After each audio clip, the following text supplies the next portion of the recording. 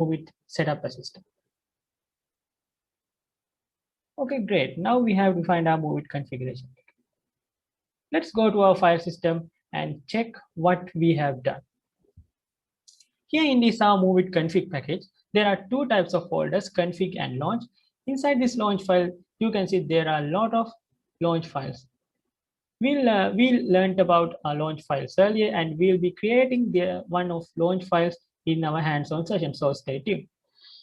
Inside the config file, there are several folders. There are several very important files also. I want you to show 4 important files we can find over here. So first thing is our fake controller. As I said earlier, this is the controller Moveit uses when we are not using any actual controller. So this is some actual controller we made. Here, if you can notice, there are two main differences between controllers and fake controllers. That is this action namespace and the type. This follow joint trajectory action namespace is the thing that makes our robot motion smooth. So that is the main difference between fake controller and controllers.yaml file. If we create this controllers.yaml file, then Moveit uses this file to plan our motion.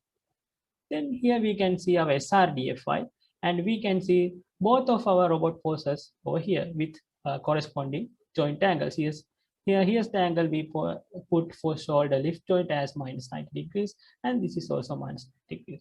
So great.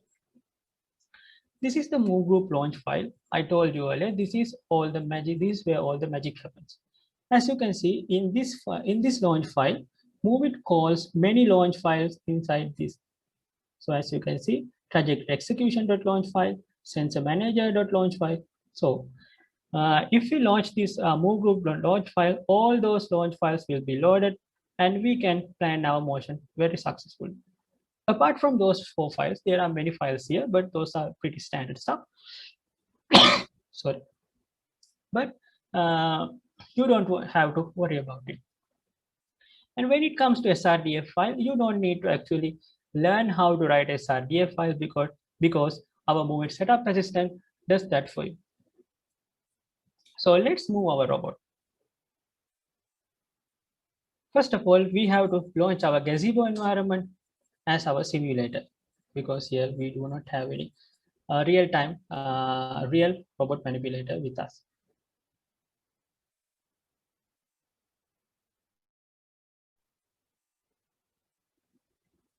After successfully launching our Gazebo environment, we can see our factory environment over here and with our robot one.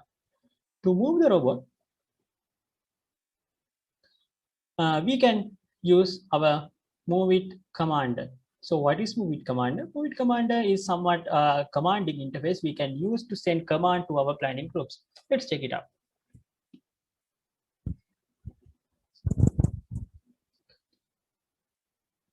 Inside this Moveit commander provides us several commands that we can use to plan motions for our 2 robots. Here you can see execute command, go command. So basically we are using go command to execute our planned poses, and pick, place. And we can use this use command to choose our planning group and many more. Let's move our robot one. Here you can see our robot one over here. We choose our robot one planning group as we explained earlier, and we execute a motion. So as you can see, since we have built our controller, now our robot moves very smoothly. We can plan motions for end effectors too.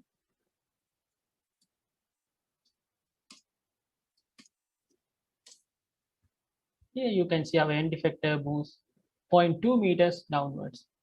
But not only that, actually we don't need to plan all these motions, execute all these commands one by one in this Moveit commander. We can actually load a file to do that for us. So let's exit this for a while and create a command file.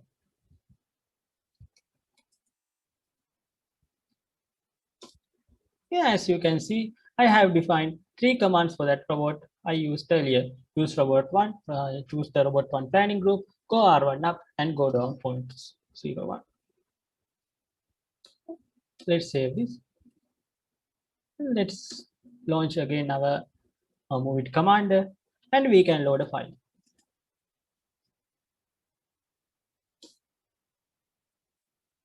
So you can see our robot goes to R1 up post and goes to go down 0.2 meters.